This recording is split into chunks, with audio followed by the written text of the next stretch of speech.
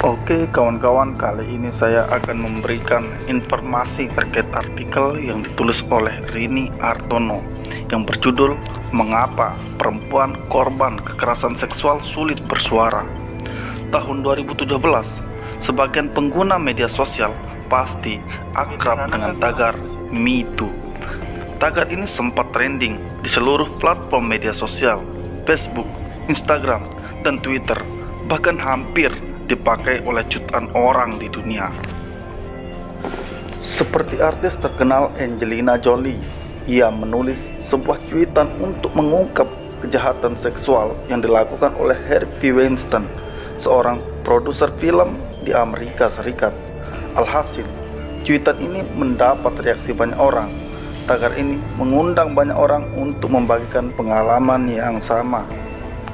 Sejak gerakan tagar Me Too menggema di seluruh dunia, banyak kasus kekerasan seksual yang terungkap. Gerakan tagar Me Too menghantarkan korban kekerasan seksual untuk berani berbicara. Gerakan ini menyingkap fakta bahwa begitu banyak kekerasan seksual yang tersembunyi dalam kebisuan. Di Indonesia, meskipun gerakan ini dibicarakan banyak orang, tetapi kurang berhasil menyingkap beragam kasus kekerasan seksual yang terpendam yang selama ini jadi fenomena gunung es. Ada banyak korban kekerasan lebih memilih bungkam dan enggan melaporkan kasusnya. Komisioner Komisi Nasional Anti Kekerasan Terhadap Perempuan atau Komnas Perempuan, Riri Khairah, menyebutkan sebanyak 50% kasus perempuan yang melaporkan tindak kekerasan seksual berakhir dengan jalur mediasi. Seringkali mediasi itu berakhir dengan mengawinkan korban dengan pelaku kekerasan seksual. Bukan tanpa alasan, jika korban kekerasan seksual lebih memilih diam ketika mengalami kasus kekerasan seksual, setidaknya ada beberapa hal yang melatar belakangnya. Pertama, aparat penegak hukum kurang sensitif menangani korban kekerasan seksual. Dalam kasus perkosaan misalnya, tidak jarang petugas polisi menyuguhkan pertanyaan yang menyudutkan korban.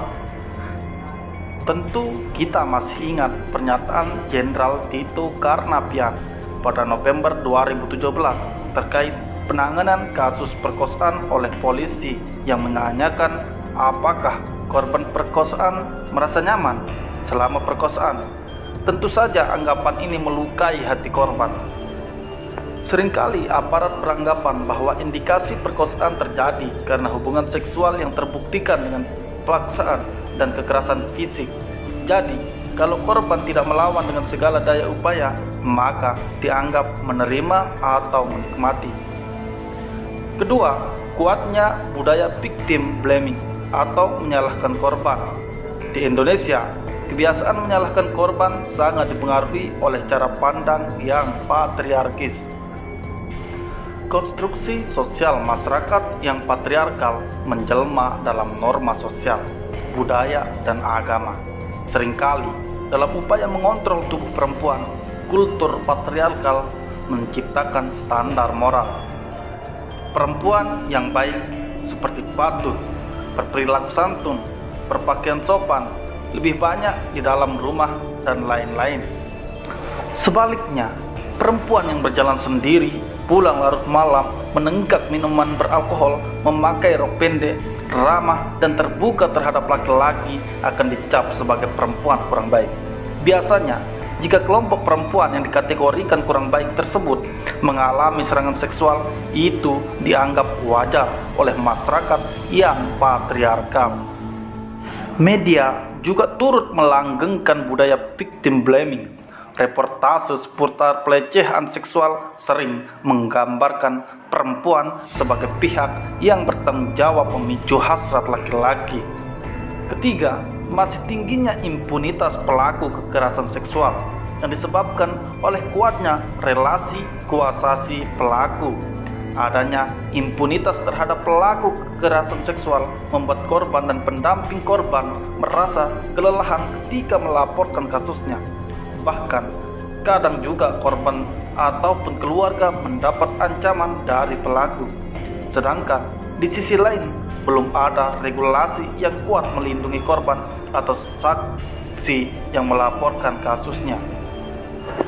Keempat, sebagian besar pelaku kekerasan seksual adalah orang yang memiliki hubungan darah dengan korban, seperti ayah, kakak, adik, paman, kakek, dan suami. Biasanya karena pelakunya orang dekat, apalagi punya hubungan darah, kekerabatan, relasi perkawinan, ataupun relasi intim atau pacar, perempuan enggan mengungkap kekerasan seksual yang dialaminya.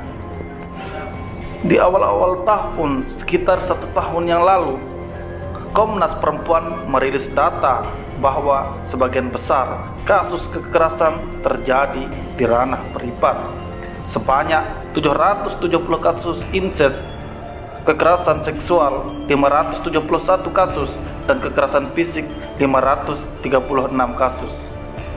Menghadapi itu, sejumlah gerakan perempuan mengajukan rancangan undang-undang penghapusan kekerasan seksual atau RUU PKS untuk memberikan keadilan kepada korban kekerasan seksual.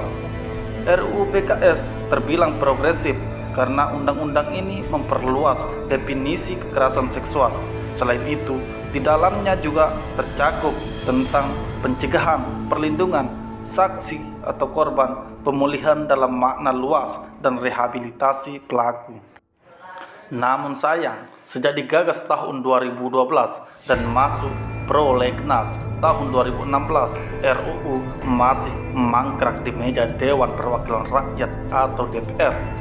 Menurut saya, perlu sebuah terobosan dari gerakan perempuan maupun negara untuk mendobrak budaya pembisuan itu.